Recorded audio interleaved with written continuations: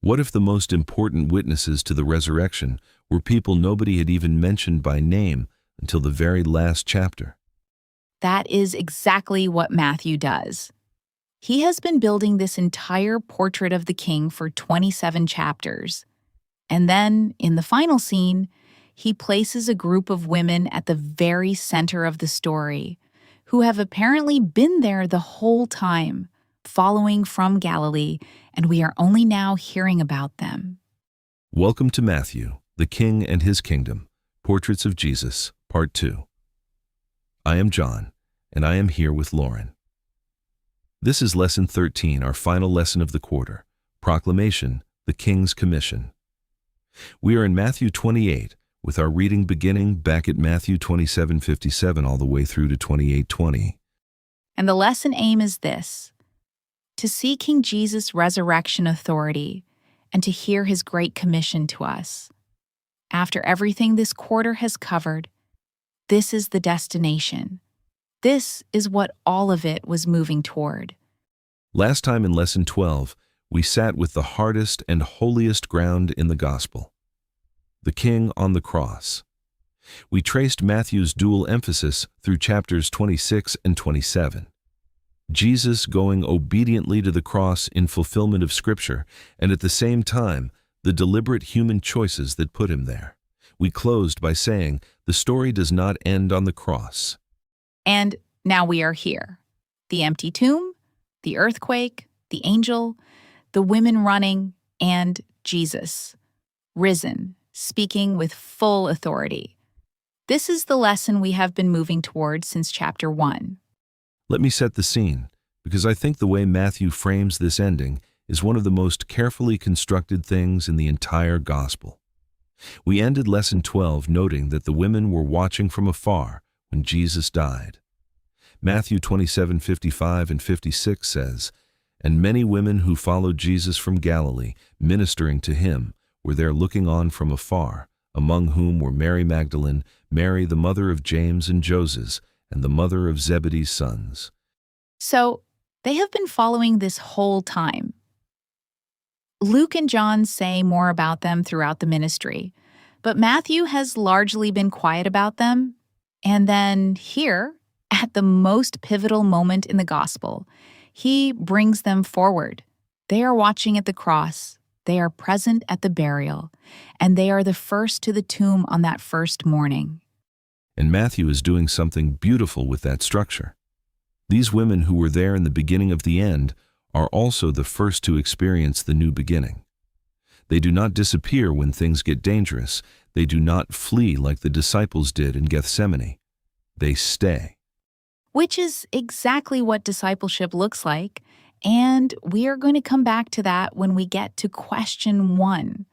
But first, I want to build the full arc of these last few chapters because Matthew adds details that none of the other gospel writers include. And those details matter enormously for how we read the resurrection. Right? So after the burial, Matthew tells us something that Mark, Luke, and John do not. The chief priests and Pharisees go to Pilate and ask him to secure the tomb. They remember that Jesus said he would rise in 3 days, and they are afraid the disciples will steal the body and claim a resurrection. So Pilate posts a guard. The tomb is sealed and watched. And then, Matthew 28 opens with the earthquake, the angel rolling away the stone, the guards becoming like dead men from sheer terror. It is an overwhelming scene of divine power and presence, and it sets the tone for everything that follows. Let me read Matthew 28, 1 through 8, because I want us to hear how Matthew tells this. Now after the Sabbath, as the first day of the week began to dawn, Mary Magdalene and the other Mary came to see the tomb. And behold, there was a great earthquake, for an angel of the Lord descended from heaven and came and rolled back the stone from the door and sat on it. His countenance was like lightning, and his clothing as white as snow. And the guards shook for fear of him and became like dead men. But the angel answered and said to the women, "Do not be afraid, for I know that you seek Jesus who was crucified. He is not here, for he is risen, as he said. Come, see the place where the Lord lay, and go quickly, and tell his disciples that he is risen from the dead, and indeed he is going before you into Galilee. There you will see him. Behold, I have told you." So they went out quickly from the tomb with fear and great joy, and ran to bring his disciples word. Fear and great joy. I love that pairing. Matthew does not try to smooth it into one emotion. It is both things at once, which is exactly what you would feel. Something shattering and glorious at the same time. And then something happens that is unique to Matthew's account. Before they even reach the disciples, Jesus meets them. Let me read verses 9 and 10. "And as they went to tell his disciples, behold, Jesus met them, saying, 'Rejoice.' So they came and held him by the feet and worshipped him. Then Jesus said to them, 'Do not be afraid. Go and tell my brethren to go to Galilee, and there they will see me.'" That word, rejoice, is the first word the risen Jesus speaks in Matthew's gospel. And he says it to women, who then hold his feet and worship him. These are the first people to touch the risen Lord in Matthew's account. That is not a small thing. It really is not. And that brings us to question 1, which the lesson asks so well. How do the women in Matthew 27:55 through 28:10 model true discipleship? In what ways are they the first, and in what ways are you inspired by them?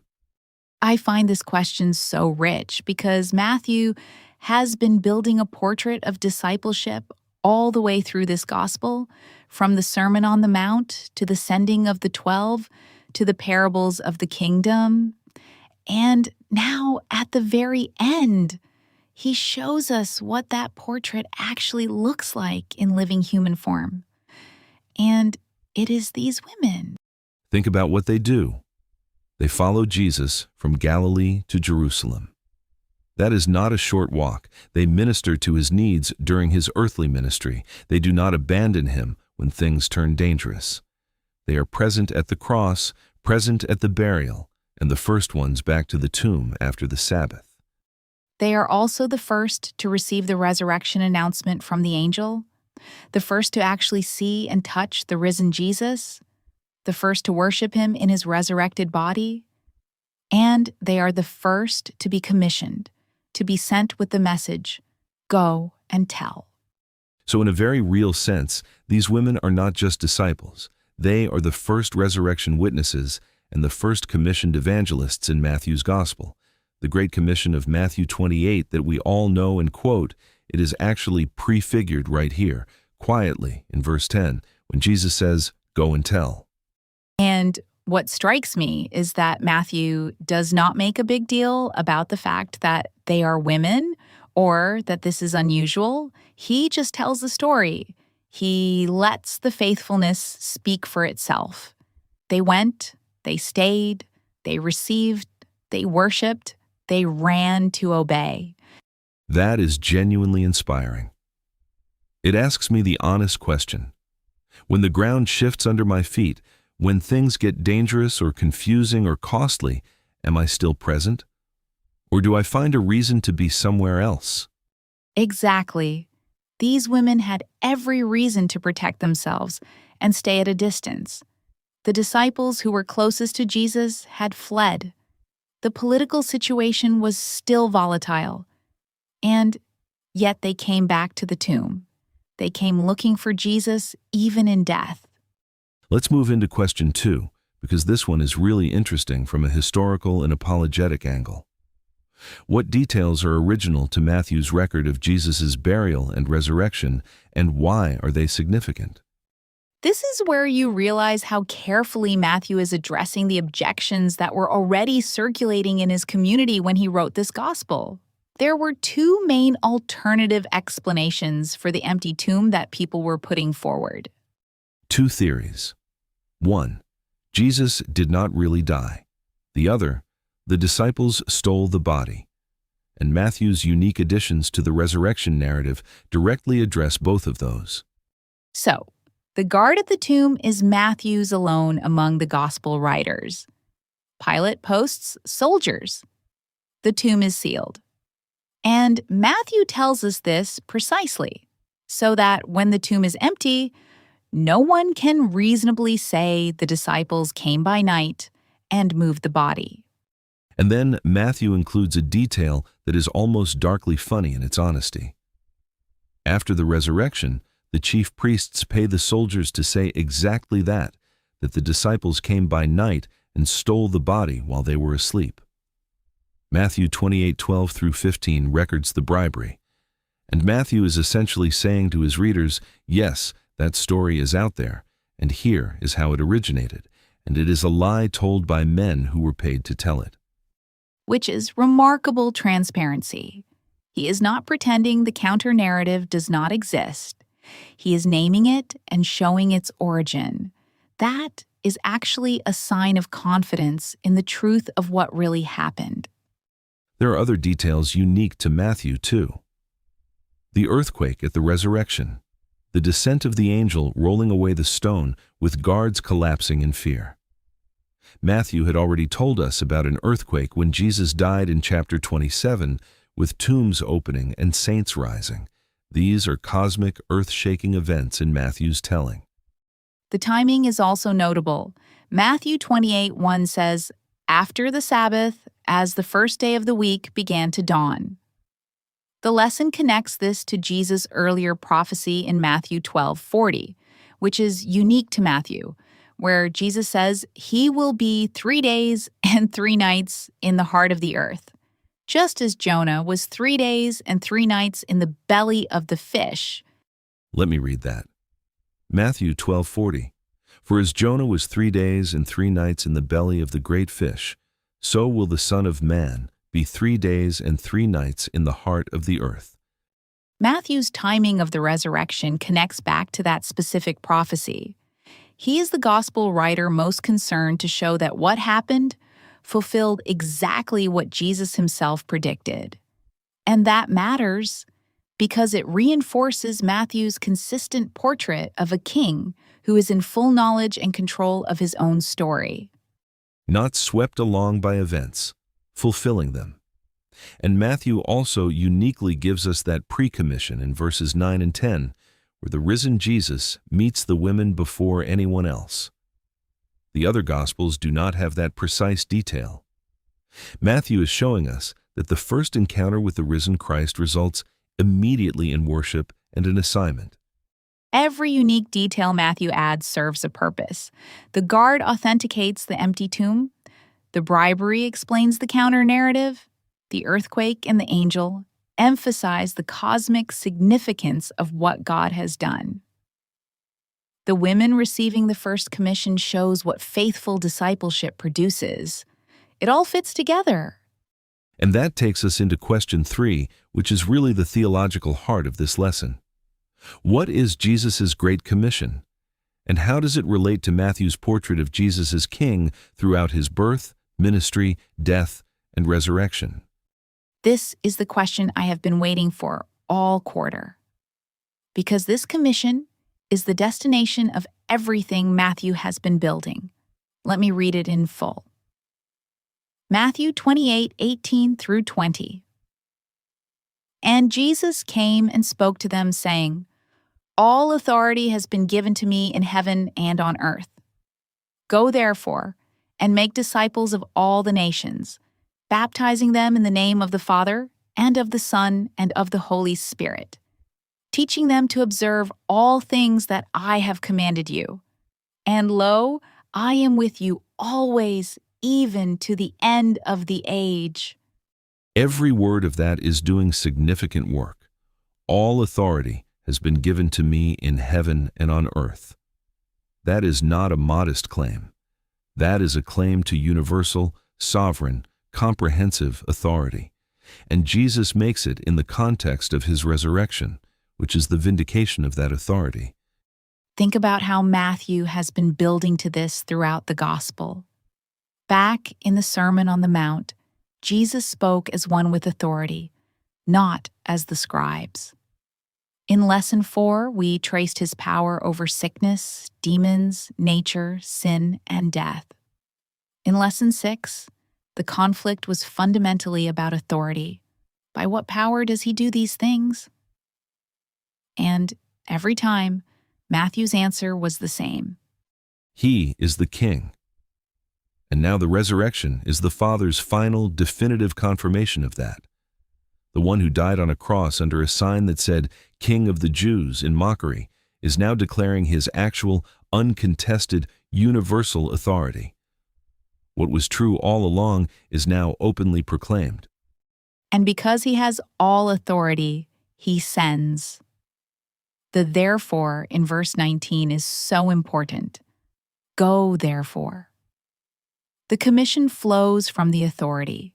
We are not sent on our own strength or our own credentials. We are sent under the authority of the risen King. The mission itself is to make disciples of all the nations, not just Israel, all the nations. And this is actually a full circle moment in Matthew 2, because the gospel opens with Magi from the east coming to worship the newborn King, Gentiles seeking Jesus from the very beginning, and now the commission explicitly extends to all nations.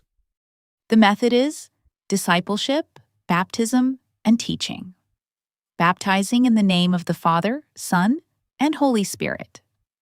Teaching them to observe all things that Jesus commanded. And what has Matthew just given us in this gospel? All the teaching material we need to do exactly that. 5 great discourses: the Sermon on the Mount, the Mission Discourse, the Parables, the Community Discourse, the Olivet Discourse. Matthew has structured his gospel as a teaching document, a handbook for discipleship, and now Jesus says, Go and teach all of this to all the nations. It is as though Matthew is saying, I have given you everything you need. Jesus said it all. I recorded it all. Now you have everything required to fulfill the commission. Go. And then the promise. Lo, I am with you always, even to the end of the age. That is not just encouragement. That is a covenantal promise from the King who has all authority. He will be present with his disciples as they carry out his mission until the very end of history. And the lesson points out something we should not miss. Jesus does not take control of this world by force, even though he easily could. He has all authority in heaven and earth, and he chooses to invest that authority in his disciples, commissioning them to go. That is the way of this King. Power expressed through presence and partnership, not domination. That says something profound about the nature of the kingdom we have been studying all quarter. From the Beatitudes in Lesson 3 to the parables in Lesson 7 to the community teaching in Lesson 9, the kingdom of heaven operates by an entirely different logic than earthly power. The King who was humble enough to be born in Bethlehem, who was baptized alongside sinners, who touched lepers and ate with tax collectors, who wept over Jerusalem, who prayed in Gethsemane, who died on a cross. That King now sends his people with his authority and his presence. The commission is inseparable from the character of the one who gives it. Which leads us into question 4, and this one is both the most intellectually satisfying and the most personally searching question in the lesson. How does Matthew's ending come full circle with its beginning? And how has this study impacted your relationship with King Jesus? Let's start with the full circle elements because they are genuinely beautiful, and Matthew has clearly constructed them intentionally. The most obvious one is the name. The gospel begins with an angel telling Joseph about the child who is to be born. Matthew 1:21 through 23 says, And she will bring forth a son, and you shall call his name Jesus, for he will save his people from their sins. And then, behold, the virgin shall be with child and bear a son, and they shall call his name Immanuel, which is translated, God with us. 2 names at the beginning: Jesus, who saves, and Immanuel, God with us. And how does the gospel end? With the risen Jesus saying, I am with you always, even to the end of the age. Immanuel, God with us. Not just in the manger, not just in the ministry, not just in the resurrection moment, always to the end of the age. The promise that opened the gospel is fulfilled in the final sentence of the gospel. That is not accidental. Matthew is a master of structure, and this is a theological bracket that holds the entire gospel together. There is another full circle connection too. The angel of the Lord appears to Joseph in Matthew 1 to announce the birth of the king. And in Matthew 28, an angel of the Lord descends to announce the resurrection of the king. Two angelic interventions, one at the beginning and one at the end, both declaring the miraculous work of God through Jesus. And then there is baptism. In chapter 3, Jesus is baptized in the Jordan, and the Father speaks from heaven, and the Spirit descends. The Father, Son, and Spirit are all present and active at Jesus' baptism. And now, in the Great Commission, Jesus sends his disciples to baptize in the name of the Father and of the Son and of the Holy Spirit. The Trinitarian reality that was present at his baptism is now the ground of our baptism. That connection is so elegant. His baptism inaugurated his public ministry. Baptism in the triune name is now how the nations are initiated into the community of his kingdom. The king's story and our story are joined at that point. There is also the teaching theme. Matthew 1 begins with a genealogy that roots Jesus in the teaching and promise of the Old Testament, in Abraham and David. And Matthew 28 ends with a commission to teach all that Jesus has commanded. The entire gospel is sandwiched between the word received and the word sent out. And the disciples' meeting in Galilee is worth noting too. Jesus tells the women to tell the disciples to go to Galilee, where they will see him. Galilee is where it all started. Chapter 4, Jesus begins his public ministry in Galilee. Now the risen King sends his disciples back to Galilee for the commission. The movement of the gospel goes from Galilee to Jerusalem and then back to Galilee. Not away from the ordinary places, back to them. The mission begins again from the place it started. But now, everything has changed because the King has died and risen. Matthew 28:16 through 18 says, Then the 11 disciples went away into Galilee, to the mountain which Jesus had appointed for them. When they saw him, they worshipped him, but some doubted. And Jesus came and spoke to them, saying, All authority has been given to me in heaven and on earth. I want to sit with that phrase, but some doubted, for a moment, because it is so honest. These are people who have seen the risen Jesus on a mountain in Galilee, and some of them are still struggling. And Jesus does not wait for all doubt to evaporate before he gives the commission. He comes to them where they are and speaks. That is actually a comfort. The commission is not given to the spiritually perfect. It is given to a group of 11 who had all fled at some point, one of whom had denied him 3 times, and some of whom are still wrestling with what they are seeing. And Jesus says, All authority has been given to me, now go. Which means our doubt or our imperfection or our complicated histories do not disqualify us from the commission. The authority behind the commission is his, not ours. We carry it because he sends us, not because we have it together. Now the second part of question 4 is the personal part, and I want us to be honest about it. This is the final lesson of the quarter. We have spent 13 weeks in Matthew together, following the King from his birth through his death and now his resurrection and commission. How has that changed anything? For me, the thing I keep coming back to is the sheer intentionality of Jesus. Matthew's portrait of the King is not of someone who was carried along by events or who improvised as he went. From the genealogy to the cross to I am with you always, everything is purposeful. And sitting in that for 13 weeks has made me more confident in the goodness of his leadership over my own life. What I have been struck by all quarter is how the kingdom operates. We spent a lesson on the Sermon on the Mount and those Beatitudes, the poor in spirit, the meek, the merciful. We followed the parables that described a kingdom that grows quietly like a mustard seed, or is hidden like leaven in dough. And now the commission confirms it. The king does not impose. He sends. He invites. He goes with us. That is the pattern of the entire gospel. The king, who could have come in power and force, arrived as a baby in Bethlehem. The king, who could have called 12 legions of angels in Gethsemane, chose the cup instead. And the king, who now has all authority in heaven and earth, chooses to advance his kingdom through ordinary, doubting, commissioned disciples. If that does not reframe how we think about our own lives and our own calling, I am not sure what will.